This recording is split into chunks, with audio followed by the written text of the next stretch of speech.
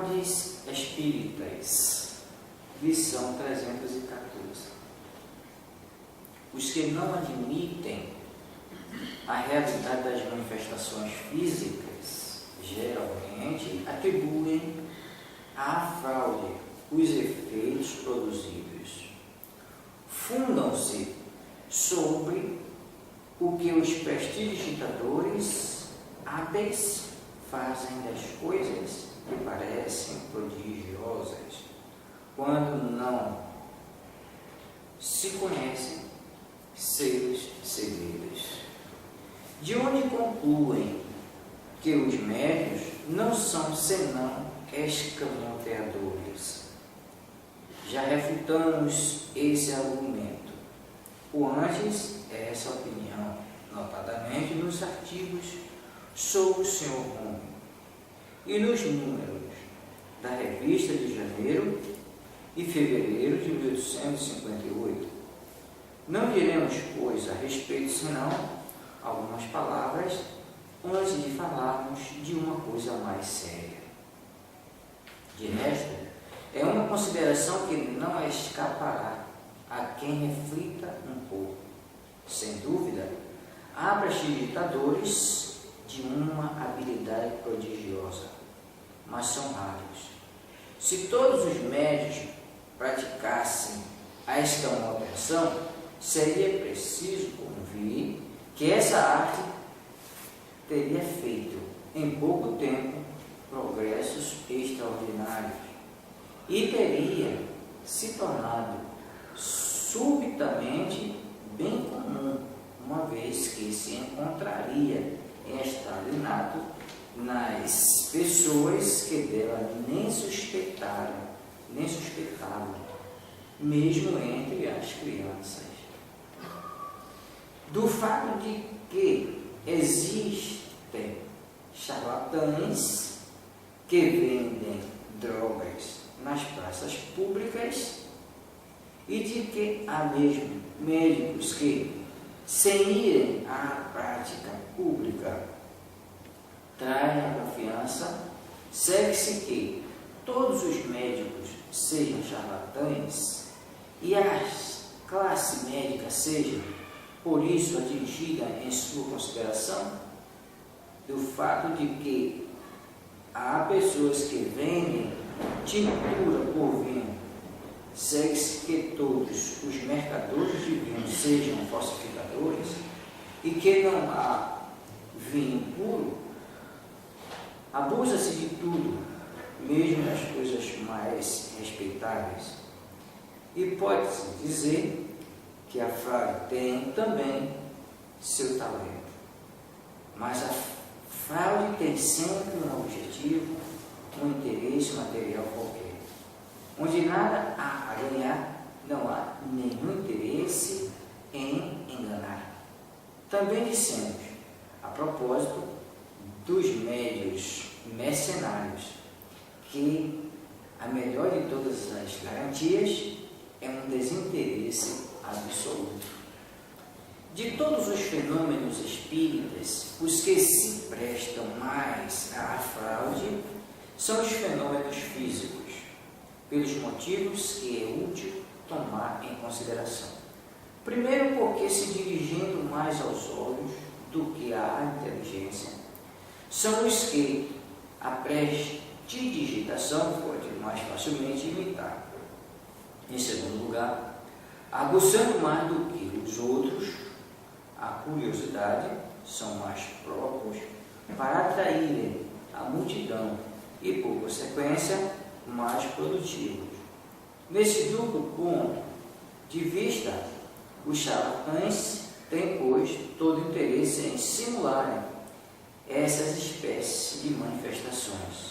Os especuladores, na maioria estranhos à ciência, nela vão procurar geralmente uma distração bem mais do que uma instrução séria, e sabe-se que paga melhor ao que distrai do que ao que instrui. Mas além disso, há um outro motivo não menos peremptório. Se a prestidigitação pode imitar os efeitos materiais, para os quais não lhe é preciso senão a destreza, não lhe conhecemos até o momento o dom de improvisação, que requer uma dose de inteligência pouco comum, nem o de produzir esses belos e sublimes ditados, frequentemente tão cheios de propósito, que os espíritos dão em suas comunicações. Isso nos lembra o fato seguinte: um homem de letra, bastante conhecido, veio um dia nos ver e nos disse que era muito bom médium, escrevente, intuitivo, e que se colocava à nossa disposição na sociedade espírita. Como temos por hábito não admitir na sociedade senão médiuns cujas faculdades conhecemos, nós lhe rogamos o favor de vir antes de dar provas em uma reunião particular. Aí submeteu-se, com efeito. Vários médiuns experimentados deram, seja dissertações, sejam respostas de uma notável precisão sobre as questões propostas e de assuntos desconhecidos para eles. Quando chegou a vez desse senhor, escreveu algumas palavras insignificantes. Disse que estava mal disposto nesse dia e depois não o vimos mais. Achou, sem dúvida, que o papel de médium de efeitos inteligentes era mais difícil de se desempenhar do que havia acreditado. 316. Em todas as coisas, as pessoas que se enganam com mais facilidade são as que não são do ofício. Ocorre o mesmo com o Espiritismo.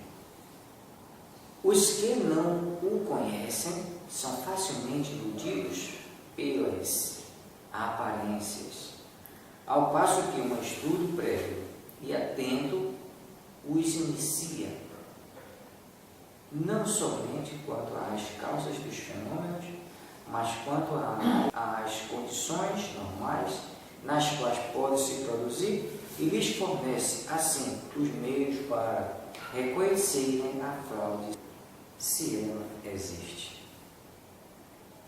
317. Os médios enganadores são censurados como merecem. Na carta seguinte, que reproduzimos na revista do mês de agosto de 1861. Paris, 21 de julho de 1861. Senhor, pode-se estar em desacordo com certos pontos e estar em perfeito acordo sobre outros.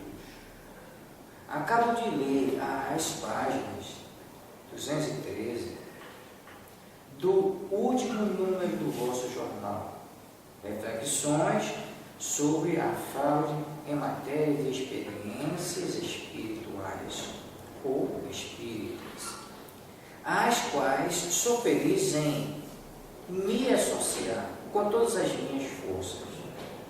Ali, toda dissidência em matéria de teorias e de doutrinas desaparece, como por enquanto. Talvez não seja tão severo como vós, com respeito aos médios que, sob uma forma digna e conveniente, aceitam uma remuneração como indenização do tempo que consagram às experiências, frequentemente longas e fatigantes, mas eu o sou outro tanto. E não se poderia ser menos com relação àqueles que, em semelhante caso, suprem, na ocasião pela falcatrua e pela fraude, a ausência ou a insuficiência dos resultados prometidos e esperados. Veio o número 311. Misturar o falso com o verdadeiro quando se trata de fenômenos obtidos pela intervenção dos espíritos, é certamente uma infâmia.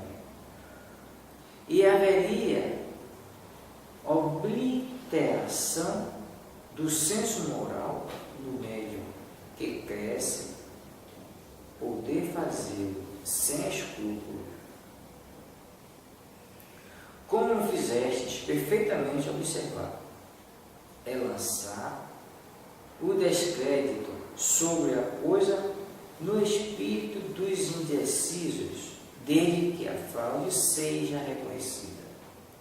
Acrescentaria que é comprometer da maneira mais deplorável os homens dignos que prestam aos médiuns o apoio desinteressado de seus conhecimentos e das suas luzes, que se fazem fiadores de sua boa-fé e os patrocinam de alguma sorte. É cometer para com eles uma verdadeira deslealdade. Todo médium reconhecido, culpado de manobras fraudulentas, que fosse apanhado por me servir de uma expressão um pouco trivial, com a boca na botija, mereceria ser banido por todos os espiritualistas ou espíritas do mundo, porque seria um dever rigoroso desmascará-los ou estigmatizá-los. Se vos convém, Senhor, inserir estas poucas linhas em vosso jornal, estão ao vosso serviço. Aceitai, etc. Mateus 318.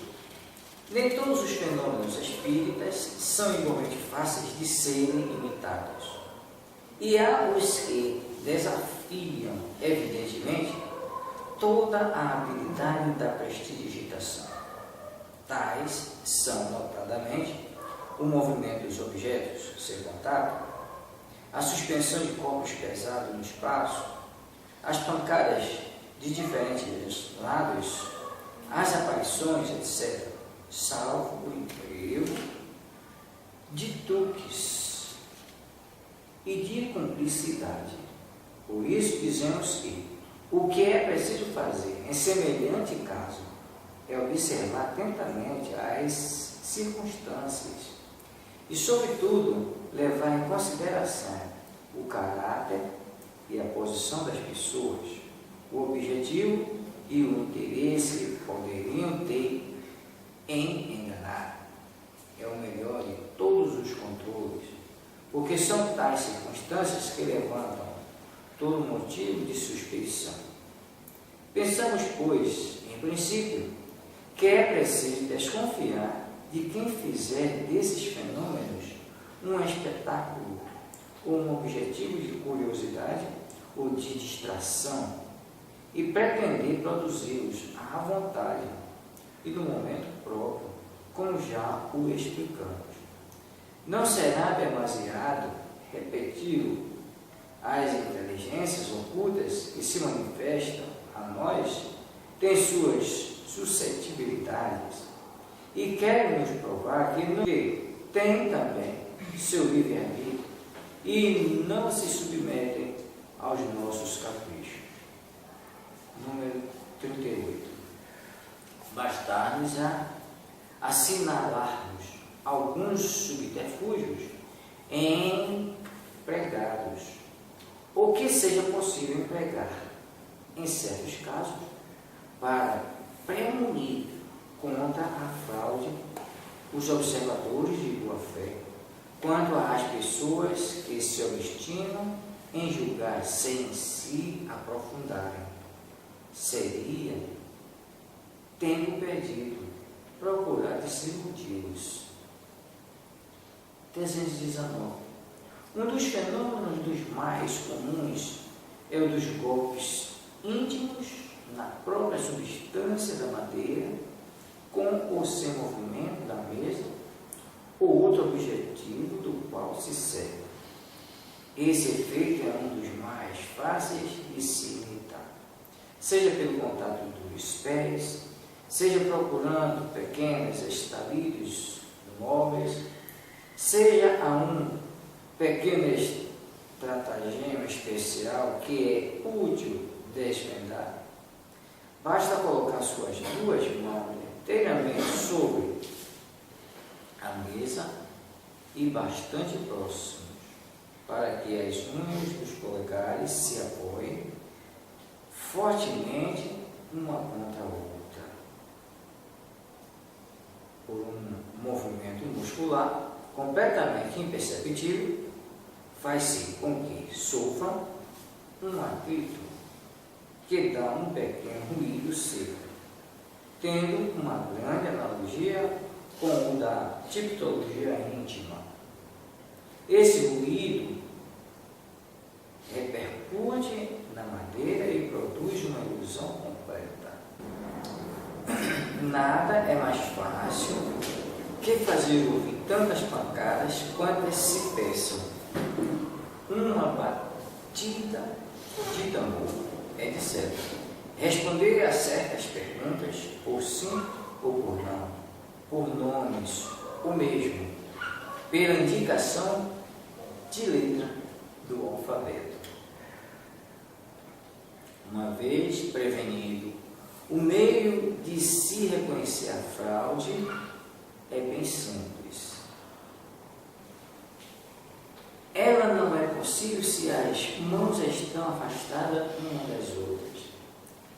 E se está seguro de que nenhum outro contato pode produzir o ruído. Os golpes reais oferecem, aliás, a característica de que mudam de timbre e de lugar à vontade, o que não pode ocorrer quando devidos à causa que assinalamos ou a outra análoga que saia da mesa para produzir-se sobre um móvel qualquer que ninguém toque, sobre as paredes, o teto, etc. Que responda, enfim, a perguntas não previstas. Vê número 41. 320. A escrita direta é ainda mais fácil de imitar, sem falar dos agentes químicos bem conhecidos, para fazerem aparecer a escrita em um tempo dado do papel branco, o que se pode frustrar com as precauções mais vulgares. Poderia ocorrer que, por uma hábil escamoteação, se substituísse um papel por outro. Poderia ocorrer também que aquele que quisesse fraudar tivesse a arte de desviar a atenção enquanto escrevesse habilmente algumas palavras. Disseram-nos ainda ter visto escrever assim, com um pedaço de grafite dissimulado sobre a unha. 321. O fenômeno dos transportes não se presta menos à charlatanice e se pode ser vítima de um escamoteador mais ou menos hábil, sem ter a necessidade de se haver com um prestidigitador de profissão. No artigo especial que publicamos mais longe, número 46, os próprios espíritos determinaram as condições excepcionais nas quais ele pode se produzir, de onde se pode concluir que a obtenção fácil e facultativa pode, pelo menos, ser tida por suspeita. A escrita direta está no mesmo caso. 322. No capítulo dos médios especiais, mencionamos, segundo os espíritos, as aptidões medianímicas comuns e as que são raras. Convém, pois, Desconfiar dos médios que pretendem ter estas últimas muito facilmente ou que ambicionam a multiplicidade de faculdades, pretensão que não é, senão bem raramente justificada. 323. As comunicações inteligentes são, segundo as circunstâncias, as que oferecem maior garantia e, apesar disso, não estão ao abrigo da imitação, pelo menos no que concerne às comunicações banais e vulgares. Acredita-se haver maior segurança com os médios mecânicos, não somente para a independência das ideias, mas também contra as fraudes. É por essa razão que certas pessoas preferem os intermediários materiais. Pois bem, é um erro. A fraude se insinua por toda parte. E sabemos que, com habilidade, se pode dirigir à vontade cestinha ou uma prancheta que escreve e dar todas as aparências de movimentos espontâneos. O que tira todas as dúvidas são os pensamentos exprimidos, quer venham de um meio mecânico, intuitivo, falante ou vidente. Há comunicações que estão de tal forma fora das ideias, dos conhecimentos e mesmo da capacidade intelectual do médium, que seria preciso iludir-se para atribuí-las a ele. Reconhecemos no charlatanismo uma grande habilidade e fecundos recursos, mas não lhe conhecemos ainda o dom de dar o saber a um ignorante ou do espírito àquele que não o tem. Em resumo, repetimos, a melhor garantia está na moralidade notória dos médios e na ausência de todas as causas de interesse material ou de amor próprio, que poderiam estimular nele o exercício das faculdades medianímicas que possui, porque essas mesmas causas podem animá-lo a simular as que não têm.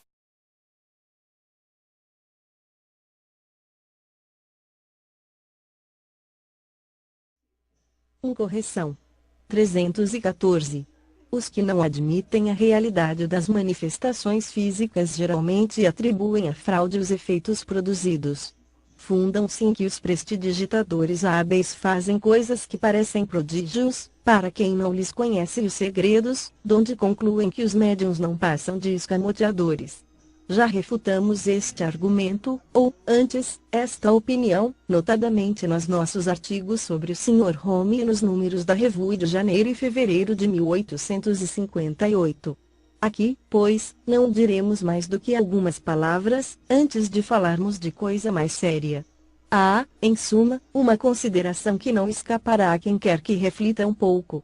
Existem, sem dúvida, prestidigitadores de prodigiosa habilidade, mas são raros.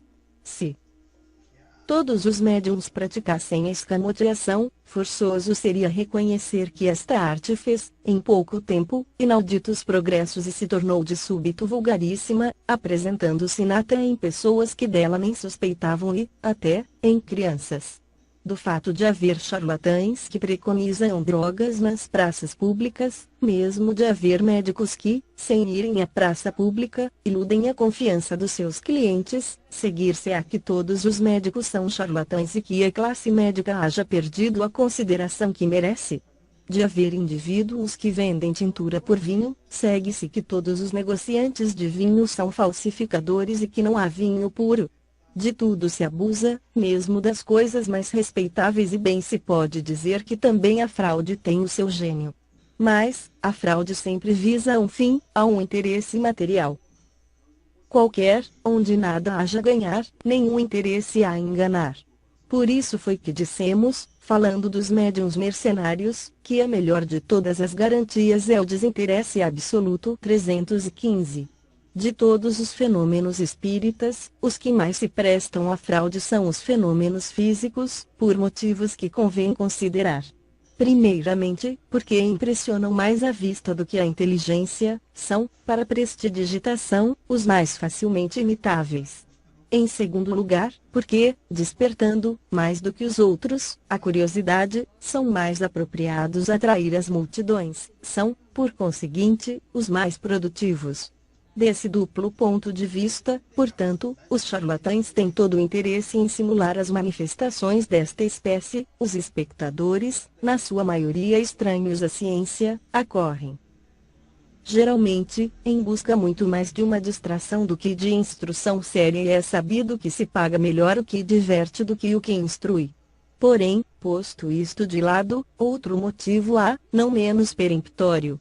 Se a prestidigitação pode imitar efeitos materiais, para o que só de destreza se há mister, não lhe conhecemos, todavia, até ao presente, o dom de improvisação, que exige uma dose pouco vulgar de inteligência, nem o produzir esses belos e sublimes ditados, frequentemente tão cheios de apropósitos, com que os espíritos matizam suas comunicações. Isto nos faz lembrar o fato seguinte: certo dia, um homem de letras bastante conhecido veio ter conosco e nos disse que era muito bom médium, escrevente intuitivo e que se punha à disposição da sociedade espírita. Como temos por hábito não admitir na sociedade senão médiuns cujas faculdades nos são conhecidas, pedimos ao nosso visitante assentisse em dar antes provas de sua faculdade numa reunião particular. Ele, efetivamente, compareceu a esta, na qual muitos médiuns experimentados deram ou dissertações, ou respostas de notável precisão, sobre questões propostas e assuntos que lhes eram desconhecidos. Quando chegou a vez daquele senhor, ele escreveu algumas palavras insignificantes, disse que nesse dia estava indisposto e nunca mais o vimos. Achou sem dúvida que o papel de médium de efeitos inteligentes é mais difícil de representar do que o supusera. 2. Correção. 317.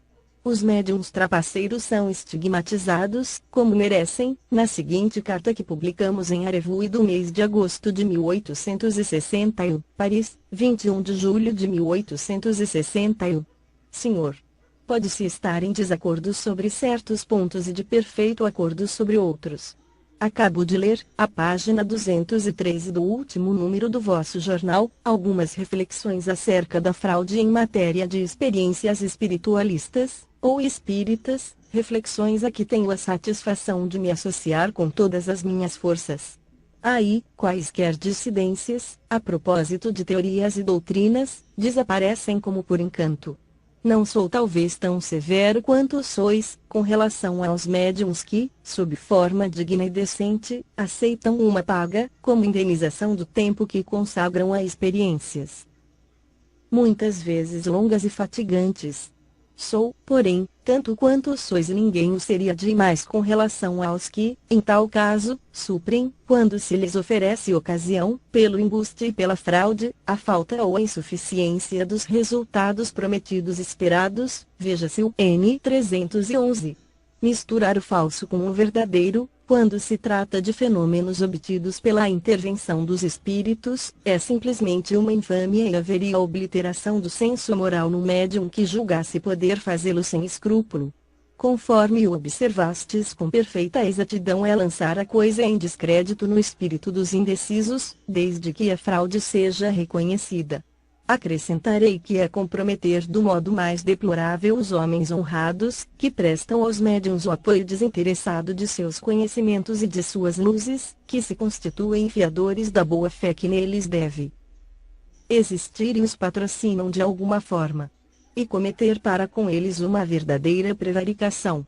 Todo médium que fosse apanhado em manejos fraudulentos, que fosse apanhado, para me servir de uma expressão um tanto trivial, com a boca na botija, mereceria ser proscrito por todos os espiritualistas ou espíritas do mundo, para os quais constituiria rigoroso dever desmascará-los ou infamá-los. Se vos convier, senhor, inserir estas breves linhas no vosso jornal, ficam elas à vossa disposição. aceitai, etc. Mateus 318. A imitação de todos os fenômenos espíritas não é igualmente fácil.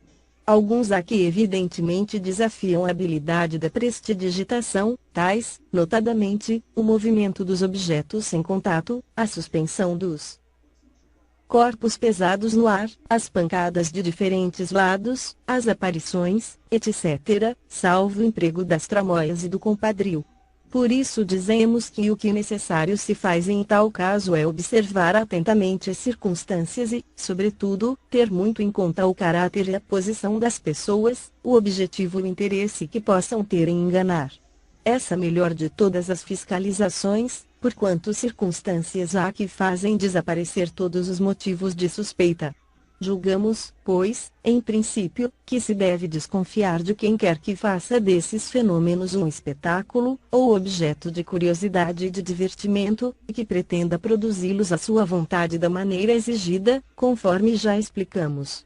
Nunca será demais repetir que as inteligências ocultas que se nos manifestam têm suas suscetibilidades e fazem questão de nos provar que também gozam de livre-arbítrio e não se submetem aos nossos caprichos. N. 38.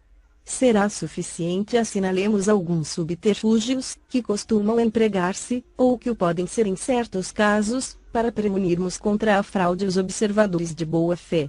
Quanto aos que se obstinam em julgar, sem aprofundarem as coisas, fora tempo perdido procurar desiludi-los. 319.